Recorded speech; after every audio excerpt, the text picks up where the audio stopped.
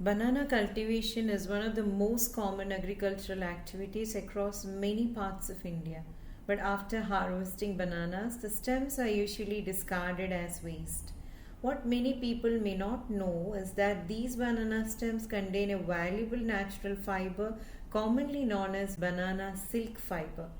Through this presentation, we aim to create public awareness about the business potential of banana fiber extraction while also explaining the government subsidies and support available for starting such an enterprise. By connecting agriculture, entrepreneurship, and government support, this initiative hopes to encourage more people to explore sustainable business opportunities. The opportunity is wealth from waste. India is one of the largest producers of bananas in the world, producing nearly 139 million metric tons annually.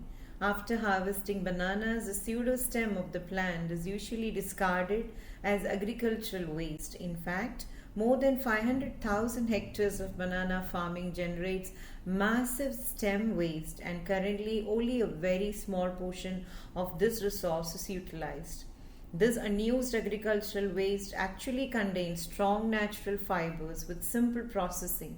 These fibers can be converted into banana silk, a biodegradable, moisture-wicking and completely vegan alternative for traditional silk. This is a powerful example of transforming waste into wealth. Manufacturing process pseudo-stem to silk. Let's briefly understand how banana pseudo-stems are transformed into valuable banana silk fiber. First, the raw material is sourced by collecting discarded banana stems from local farms after harvesting. Second, the stems are fed into mechanical extraction machines which separate the coarse natural fibers from the plant. Third, these fibers undergo a mild alkaline treatment to remove natural gums and soften the material. Fourth, the treated fibers are dried and spun into continuous and durable yarn.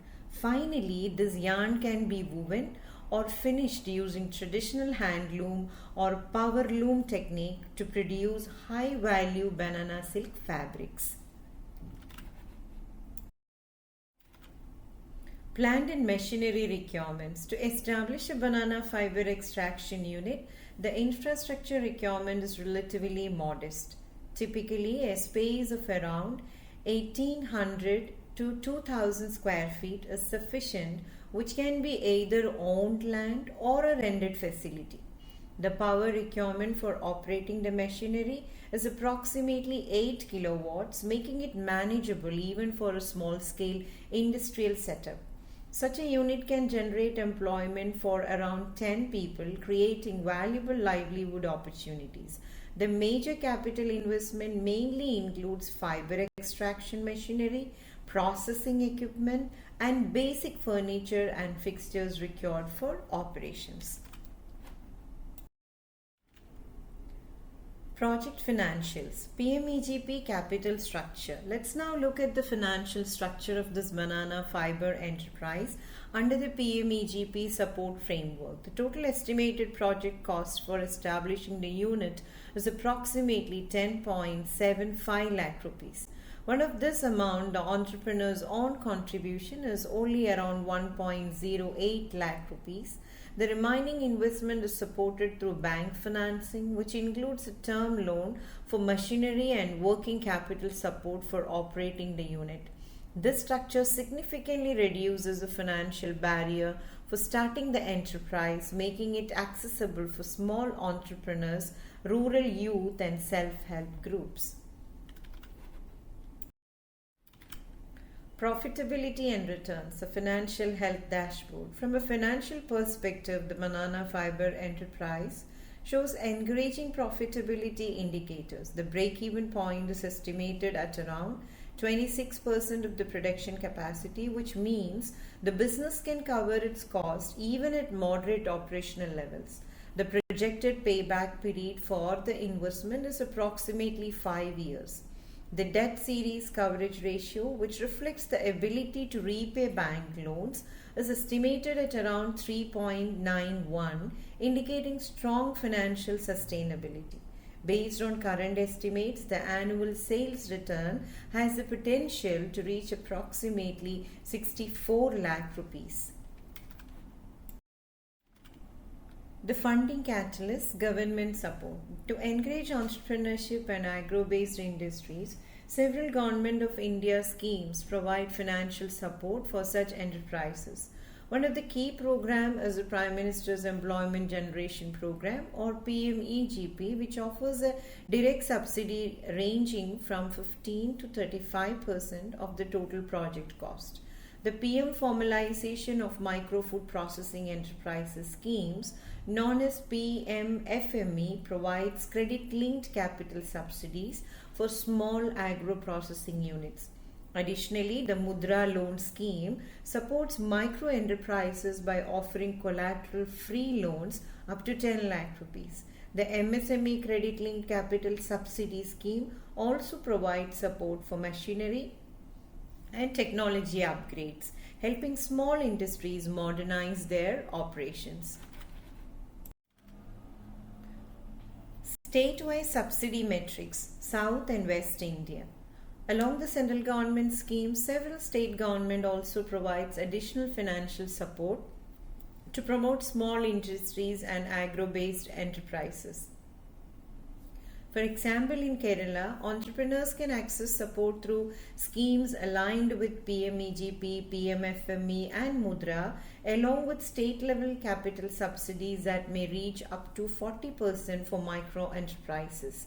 Tamil Nadu provides capital subsidy for textile, machinery and infrastructure through programs aligned with PMEGP and other textile promotion schemes. In Karnataka, eco-friendly fiber initiatives receive both subsidy support and training incentives. States such as Gujarat and Maharashtra also offers capital subsidies and interest subventions under their textile and MSME development policies. These combined central and state initiatives significantly strengthen the financial viability of such enterprises. State-wise subsidy metrics, North and East India. In addition to the southern and western regions, several states in North and Eastern India also provide strong support for agro-based enterprises. For example, in Bihar, programs aligned with PMEGP and MUDRA support rural entrepreneurship through financial assistance schemes. In Uttar Pradesh, the One District, One Product initiative provides equipment subsidies, marketing assistance, and training support for local industries. Odisha promotes manufacturing enterprises through MSME development policies that offer capital subsidy support. In the northeastern region, special incentive programs provide some of the highest subsidy levels in the country for agro-based industries. States such as Haryana also support new enterprises through interest subsidies and MSME promotion policies. Strategic advantage summary. When we look at the bigger picture, the banana silk enterprise presents a powerful strategic advantage. First, the raw material is abundantly available at almost zero cost, as discarded banana pseudostems are converted into high-value natural fiber. Second, the capital barrier for entry remains relatively low, with a total project cost of around 10.75 lakh rupees. The entrepreneur's personal contribution can be minimal, making the opportunity accessible for many small entrepreneurs. Third, government policies significantly reduce financial risk by combining central schemes and state subsidies. Together, these factors transform agricultural waste into a sustainable manufacturing opportunity that can support rural livelihoods and economic growth. Public awareness closing. This presentation is part of the Vaasantham Naturals Public Awareness Initiative. The goal is to help people understand government-supported business opportunities, encourage value addition to natural resources, and promote rural enterprise development.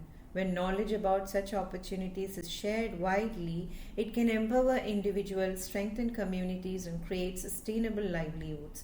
Sometimes right information at the right time can open doors to new possibilities because knowledge shared today can create livelihoods tomorrow.